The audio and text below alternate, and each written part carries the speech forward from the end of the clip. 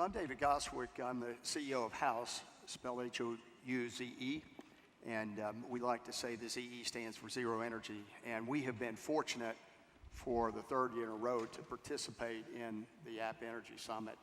And today, Jed asked me to say a few words, and he said, your topic is the future of everything.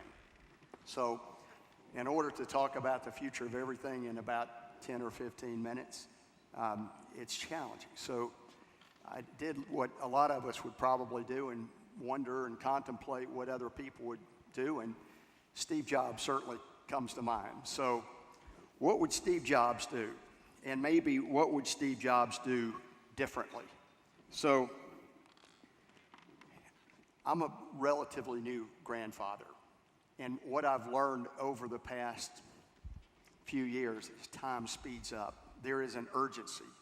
There is an urgency for us to advance this mission of sustainability, and we must focus on the mission to play off what Mike was saying, and that is, how do we use this technology and this tension that's going on from a political standpoint, from an environmental standpoint, from a climate change standpoint, to enhance quality of life using this technology and protect the environment. So this is my second grandson, and at the United Nations General Assembly in January, I heard this quote and I thought, man, this is really powerful. What was once unthinkable now is really unstoppable. And looking at this with fresh eyes, with a fearlessness, is what the students really bring to this conversation. So this is my other grandson. He's 7 now, but 2 years ago, he was sick in the hospital and he was fighting for his life. The doctors had no idea what was wrong with him. They just knew that they were losing him. And it was technology at one of the leading Texas Children's Hospital in Houston that really was racing to save his life. And they were calculating and using data and running data continually. And then one night they came in and they said, has he been around a rat? And he said, yes. His dad bought him a rat about 6 months ago at a PetSmart, and it was supposed to be okay. That data, that technology saved his life. A year later, he wins a Taekwondo trophy that dwarfs him. But back to our company and how this fits and how we fit here in Boone, North Carolina and beyond, is this is how our company started. It was on a simple whiteboard of what if, asking the question, what if? What if we focused on a home and really started thinking about every component, every system of systems, how it could fit together, and if we could use fuel cell technology or a box or some new alternative source to power a home, it could change everything. So what we did is we raced over the next 9 months to talk with companies ranging from Apple and AT&T and others to create and focus on a pilot project in Houston, Texas, on a neglected community, a community that had been promised a lot over 60 years, and how could we go in and change it? So we took the home, we looked at it from an energy efficiency standpoint, we looked at it from an intelligence standpoint, and we put a power cell, what we thought was a clean, renewable energy source in the gray area, only to find that we were wrong. But as you can see, the home looks quite nice. It looks like something that could have been built 30 years ago. We had the mayor of Houston come out, the energy capital of the world that I've since learned is really the oil and gas capital of the world. Bloomberg Television did news stories about our company, and we did a lot of good things within the community, like hosted Zero Energy Week to teach students. But what we really learned in the process is we were learning something new. And we had companies like General Motors approach us and say, have you thought about taking surplus electricity? We were producing 5 kilowatts of electricity, only using about 2 or 3 and sending the rest back to the grid all the time. But we still didn't have it figured out. But we started playing around with energy storage, and That seemed to be the common theme throughout. The other thing is measuring everything, having data on everything within the home. So we started playing around. What does smart digital energy look like, and what are possibilities with it? And I would say Pokemon Go is a good example of something that just emerges and changes everything. And I would say that gamification of energy is something that each of the students should be contemplating. But soon after we introduced these zero energy homes, we were put on notice and notified by the National Renewable Energy Lab that really natural gas is not renewable. It's cleaner, it's a good transition. And so we started down a journey that was very exciting and also very frustrating, because we had about 15,000 people over the first 60 days that were interested in buying homes like we described. And then we were invited, at the recommendation of NREL, to the Rocky Mountain Institute First eLab Accelerator, where I had the privilege of the first person I met being Jed Moody with Appalachian State. And immediately Jed started telling me about this event and how we needed to get involved. And then he started telling us and informing us about true sustainability.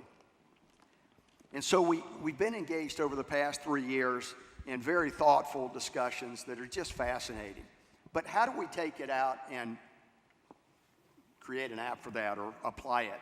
And so what we've learned in this journey is solar is the answer, especially when it's combined with energy storage and intelligence and energy efficiency.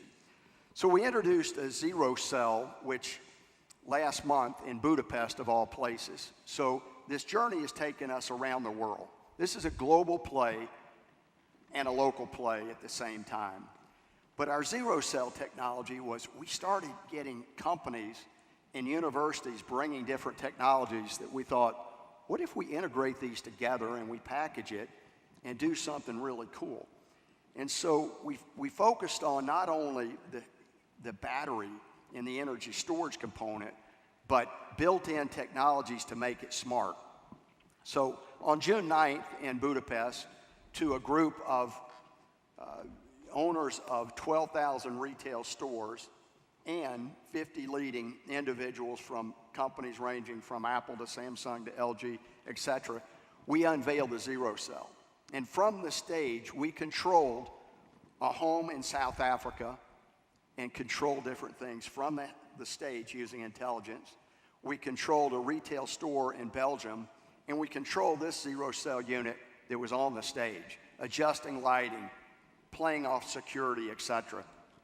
And so then the question was from the retailer, how can you demonstrate what's the future of everything in a small amount of space? So we are attempting to connect the dots of the Internet of Things that Mike touched on in 10 square meters. It may end up being slightly larger, but dedicating the flooring, we're using multifunctional, multiple color, beautiful solar panels. Obviously they're inside, so they won't be harvesting energy, but we're gonna mirror that outside so that we can really simulate and use that technology. Our zero cell provides the storage and the intelligence. We've combined with a lighting company to add next generation lighting. We don't care which thermostat it is, as long as it's smart and that it's open source and interoperable. We combine it with security cameras, the Homeboy, and then we have a module that has intelligence that fits within our zero cell that we call a zero cube, and a smart scale for weighing and reporting data back to an insurance company and to care providers. And it's just scratching the surface of what's possible. So being able to manage these user scenarios is very, very important. There's certainly a lot of dashboards, there are a lot of apps for it.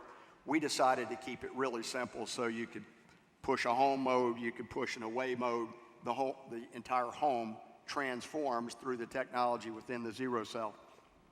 And then we got approached by the same community we started in, Independence Heights, that has a lot of elderly people that have been ignored for a period of time.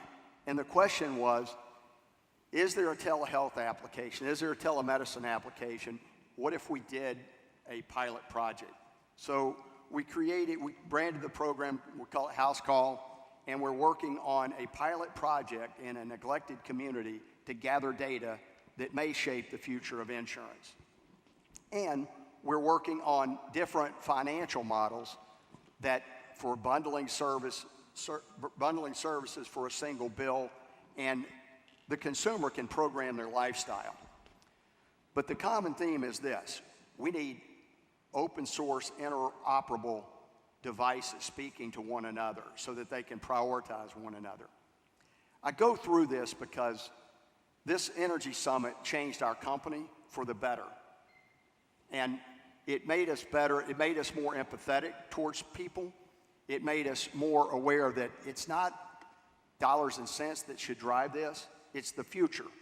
And when I pause and I really think about my grandkids, it's just a tremendous opportunity for having a thought process that looks ahead.